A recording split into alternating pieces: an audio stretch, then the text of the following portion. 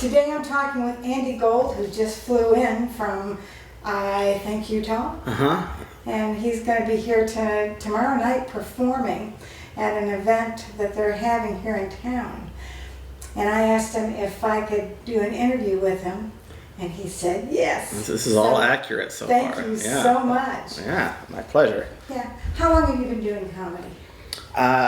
I've been doing comedy a little over 9 years. Actually started in the summer of 2010. Oh, wow. Yeah, just a few months after I got clean. So, yep. Oh, so you took a shower and then decided to make people laugh. Well, I needed something to do that was stimulating and fun, that also wasn't destroying myself. I didn't just want to be a person who was clean and sober. I wanted something that was cool to do. Let's get right to the heart of it. It's a recovery show. I'm a recovering heroin addict. Who else? Just a few of you, huh? Y'all are the sleepy ones. Okay. Yeah. I feel like I did it before it was cool, before the rest of the country got involved. I got 9 years clean now. And thank you. Oh, good, fine. Yes. People are thrown when they hear it, which is understandable. I don't really look the part. This whole thing ain't really screaming heroin addict. I look more like Bobby Hill. I look like Woody Harrelson with a thyroid problem. Oh my God! Thank you very much. But it's true, I'm in recovery, you know. Any NA people in here? Yeah. That was my shit, man. Yeah. The logo for NA is a diamond inside of a circle, but I think it should be a white guy with a neck tattoo fixing his broken vape with a pair of toenail clippers. Much more appropriate logo, in my opinion. And helped that after a few months I got better at it, and that became rewarding. It was like the first thing I found in my life that I was actually kind of good at, and getting paid to do a job that I felt good at. That was a big thing for me, you know, at the time, because I had just been sort of a scumbag for the years leading up to that. So actually finding something that I enjoyed and that I could do and get paid to do for doing it right was kind of a big deal. Nice. Yeah. What did you do before comedy? Well, I was a junkie. Yeah. Wow. The only job I could really keep was working for my folks, who did their best, but they kind of were enablers, letting me work for them at the garden center. And it came from a loving place. You know, sometimes when they enable, they're doing it with good intentions. But I could be just a totally terrible employee and sneak off and disappear all day long, and they would just keep giving me chance after chance because they thought I was sick and didn't really know what to do. So before comedy, my job was, the only job I could keep was working for my dad at his garden center. Well, whether it's alcohol or drug use, it is an illness, because addiction is an illness. It is an illness, yes. But what made you decide to get clean? I don't work the most perfect program, but I do my damnedest. You know, I go to meetings and what have you. The problem is I got a really short attention span. I don't do the best job paying attention in there. I was in a meeting the other day and they were talking about dreams and I wasn't listening, and then they wanted me to talk. I'm like, well, most recently a dream of mine is I'm in the mountains with my dead Uncle Steve, who passed away like 7 years ago, and we're digging a tunnel. And then a girl went and she talked about getting her GED.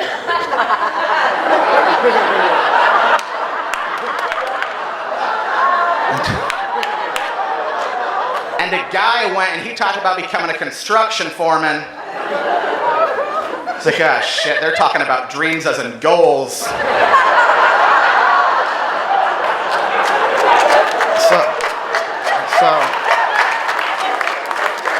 So now everybody in that meeting thinks I relapsed and got high the other day. Because I told them it was my big ambition in life to go into the mountains with dead Uncle Steve to dig a tunnel.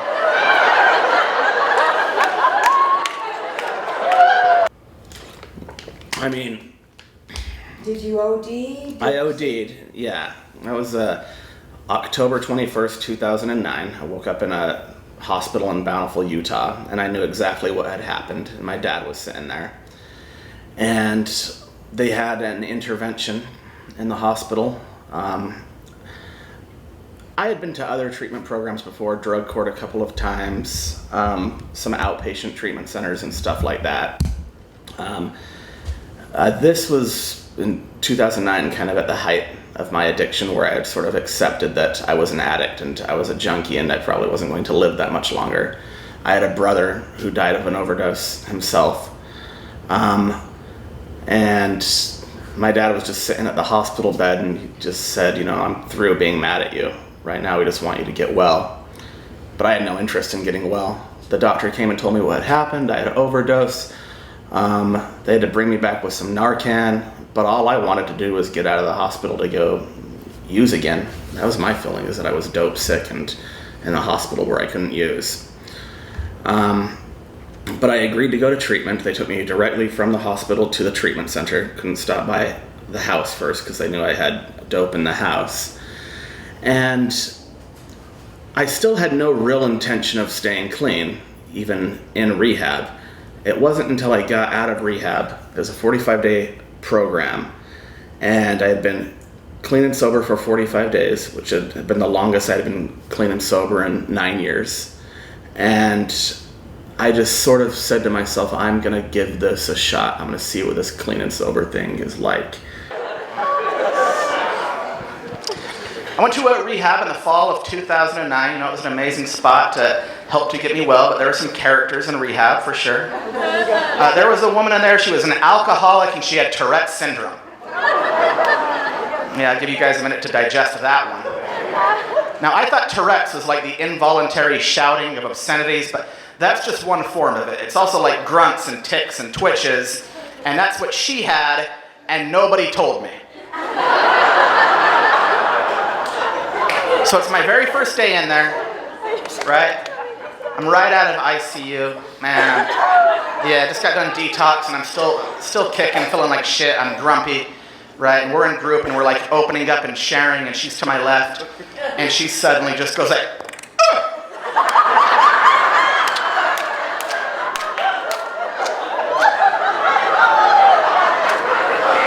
And then everybody just carried on like nothing happened. So I'm like, all right, maybe she just sneezed. But then she did it like 5 more times in 10 minutes. Ugh! And again, I didn't know. So I finally said to her, do you want to stop doing that, please? That's obnoxious. And if you want attention, there are better ways to get it. She said, I'm sorry, I have a condition, I have Tourette's. It's like, I didn't know that, you can't help it. So there's no way you're going to be able to stop doing it then?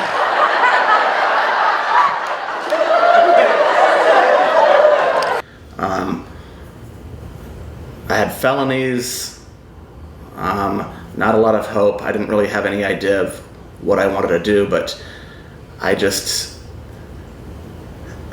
had the thought of, okay, I'm gonna try this and give it a shot. And for the first few months, it was pretty shitty or dreadful. Can I swear? I'm sorry, terrible. Considering where I used to work, yes, we're okay, yeah. I was working a program the best I could, but it really was just waking up thinking about not using, going to sleep thinking about not using. And comedy, as dramatic as it sounds, was really the first thing I found to where I wasn't just living a life not to use, but actually started to live a life that was worthwhile and cool and fun. And I started doing comedy about 6 months after I got clean, as I said, and that was the first experience I had of because I believe that to have a long-term recovery, you can't just abstain. You can't merely abstain. You have to make a life for yourself that's good and cool and fun and better than the one you had in active addiction. heroin was the drug of choice, but I didn't discriminate. I could get whatever I could get my hands on, especially when I was kicking, Most embarrassing thing had to have been computer duster. That's the appropriate noise. Yeah. It's the only drug you could get at the office, Max. Definitely had the least amount of street cred. Are you explaining to him what computer duster is? Yeah. There's people in early recovery, so I shouldn't explain it, but it's... We know. How should I put it in a way that... It's just when you inhale computer duster and it kills all your brain cells for about 30 seconds. Yeah. It's really terrible shit. And the cashier at the office, Max, she's like, I need your ID because kids are using this to huff and get high. Can you believe that? So I just wink at her and be like, well, not just the kids.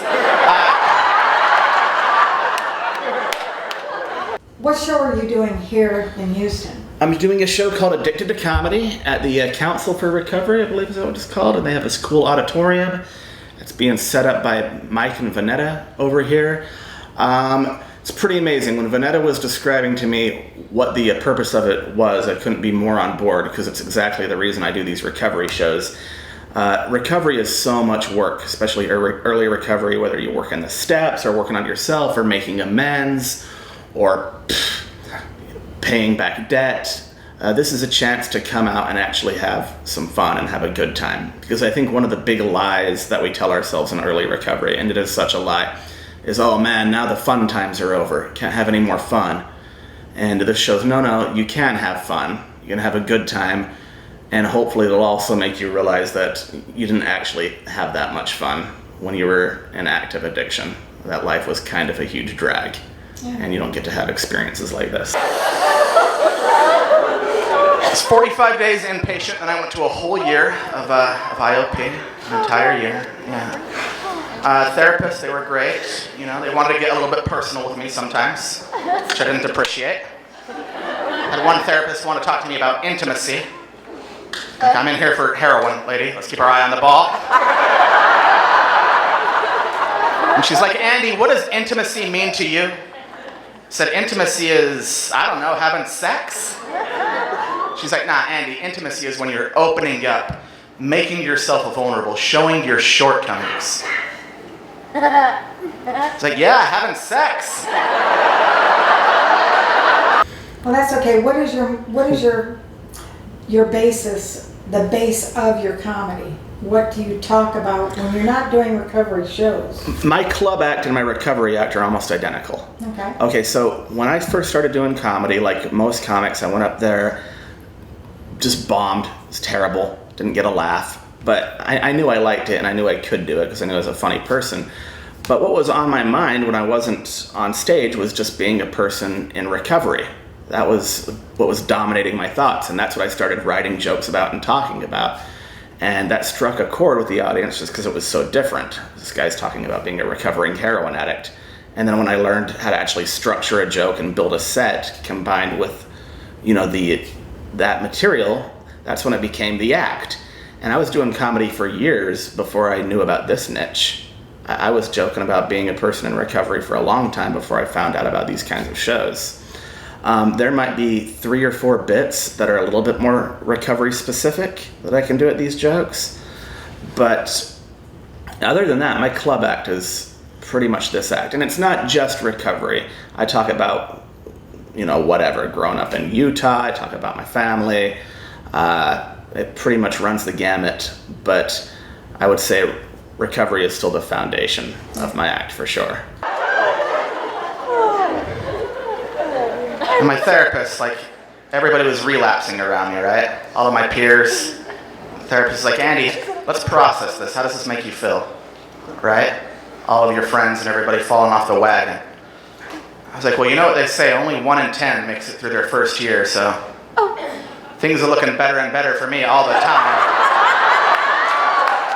Well, you have to keep it real, or else it has to be real because the audience is going to know when you're being fake. And my act is pretty autobiographical. That's the one thing I feel confident talking about is my own experiences. Nothing against topical comedians. There's a lot of topical comedians who I love. I just don't trust myself to be smart enough to be accurate. You know, and if I'm telling a joke about current events or politics or something like that, I'm just worried I'm going to mess something up so badly that somebody's going to drag me all over the internet for not knowing my shit. But if I keep it real and about me, I know, okay, this is something I kind of feel, confident talking about. And I can't do impressions either.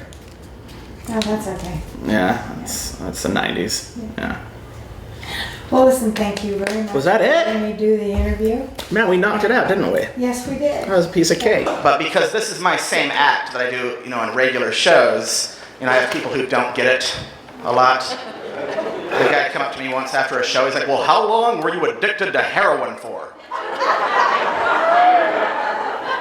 I was like, it was an active addiction for almost 10 years. And he's like, oh. Well, holy mackerel, why didn't you just stop? And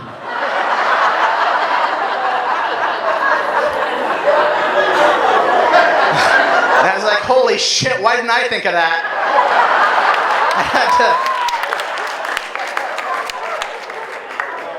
So there's people like that who don't get it. And then there's the other people who, because I'm open with what I've been through, they want to vent to me about their hardships.